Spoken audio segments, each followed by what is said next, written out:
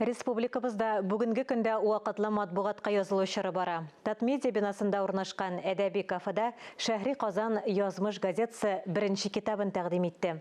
Бу хакта тулырак итеп Ләлә Зәйнуллина язмасында.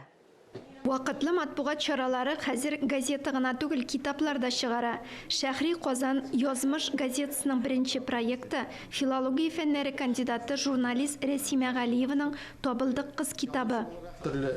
Язмышлар, төрле вакыйгалар, геройлар, алар турында материаллар күп җыела, ләкин күбесе гыйбрәт булып истә калдырып, аларны озгырак тормыш бирәсе килә. Шуңа күрә шундый ният уянды инде.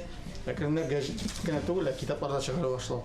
Шәһри Казан язмыш газетасында тормыштан алып язылган әсәрләргә зур урын бирелә.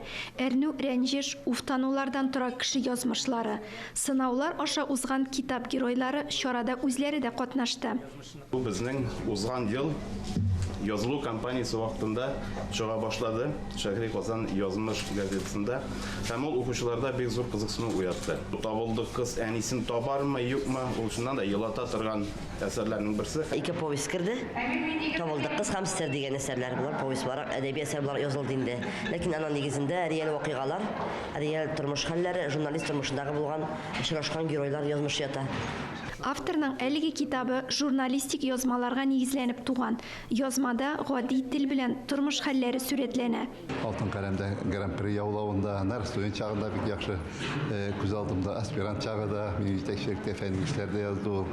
Иң яраткан темасы кеше язмышлары, очерклар, гыйбрәтле, шундый аянычлы, бәлки бәхетле, төрле язмышлар.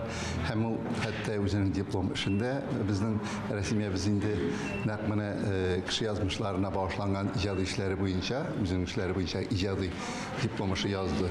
Очраган төрле кызыклы кешеләрнең образларын типиклаштырылган, кызыклы шушы ситуацияны, гыйбрәтле ситуацияләрне типиклаштырып әдәби әсәр дәрәҗәсенә җиткерә алган.